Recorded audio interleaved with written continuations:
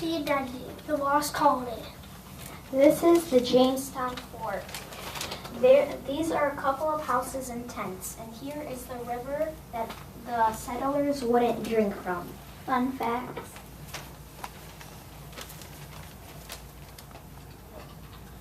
A galleon is a large high ship with 3 or 4 decks used especially in the 1400s and 1500s. By the time the next summer came around, the settlers were out of food. The settlers attacked the Croatoan Indians instead of the Roanoke. Virginia, Governor White's granddaughter, was one of the only things produced in the entire colony. The settlers found a tree that had Croatoan carved on it.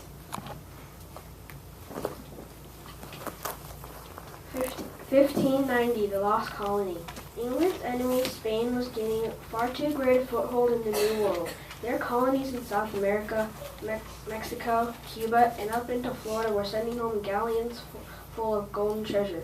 The Spanish had already shown themselves fierce in fighting off the advance of French settlers, and, if they weren't stopped soon, the entire continent would be theirs.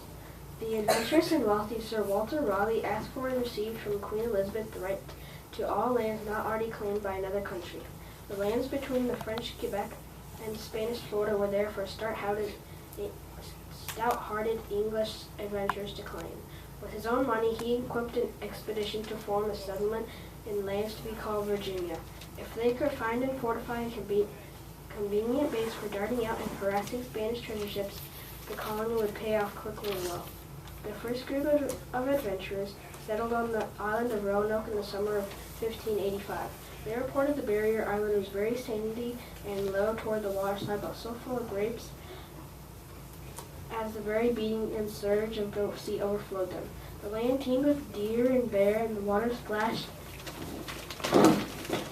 with the fins of many fishes, and mussels and oysters were as numerous as grains of sand. Ducks and cranes filled the sky with the arrogance of their time. The English thought of the native inhabitants of Roanoke and nearby Croatoan Island as little better than the bears or the wolves, unfit to be rewarded with such bounty. But the English should have asked for help and given friendship. They demanded food and gave abuse. It was not a good start for a colony. By the time the next summer came around, the settlers were out of food. So it was with great relief that the colonists spied Sir Francis Drake and his fleet off the coast, hunting for Spanish ships to plunder. When Drake sailed back to England on June 19, 1586, the colonists went with him, bidding good riddance to Roanoke Island. Sir Walter Raleigh was little pleased by the abandonment of the colony, but soon began plans to send out another group of settlers. In the spring of 1587, the new expedition set sail from England with John White as governor. The group of 117 settlers reached Roanoke in July and began to repair the houses and fortifications. The Roanoke and Croatoan Indians were little pleased to see a return to the violent and arrogant English, and their fears were soon justified. Almost immediately, the English attacked a village as punishment for the death of one of their members. It was a most serious mistake. They had attacked the Croatoan Indians, who were innocent of the deed, instead of the Roanokes. When they should have been planting crops, the English were instead planting anger and mistrust and hatred. It was at this time that Governor White's daughter, Eleanor Dare, gave birth to the first English child to be born in the New World. She was named Virginia and was one of the only things produced in the entire colony. No crops had been planted. The livestock had been butchered for food instead of bread for an increase of the herds. The English could expect no assistance from the Indians. Someone would have to return home for new supplies. There was no quick way to get word back to England except to go in person, and that person would have to be Governor White. He didn't want to go. He couldn't leave his family just as the autumn winds were beginning to shiver the oak grass on the dunes. But the whole company came to the governor and with one voice requested him to return himself into England. On August 27, 1588, he sailed away from Roanoke Colony, determined to get help, and sailed right into the outbreak of war between England and Spain. No ships could be spared for sending relief to the colonists. It wasn't until relief ships approached Roanoke Island cautiously In the dark, the rescue party blew a trumpet and sang familiar English folk songs. Their voices floated over the still, dark water, but no answer was made. In the morning, a search party landed on the island. At the summit of a hill, they spotted a tree carved with the letter CRO.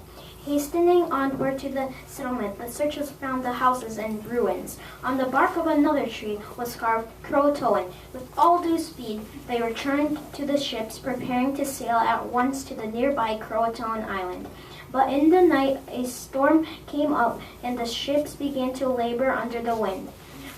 White wrote, "The weather grew fouler and fouler, for victuals grace of and our cask of fresh water lost. At the mercy of the storm, the ships were blown of course into the Atlantic, where they were forced to return to England. No additional relief party could be sent back to hunt for the Roanoke colonists that year on or the next. In time, new colonists set out for England for Virginia, and new settlements were established. But no further trace of Lost Colony was ever found. In time, the carving on the tree trunks scarred over, and the trees themselves fell and rotted away back into the sand of Roanoke Island."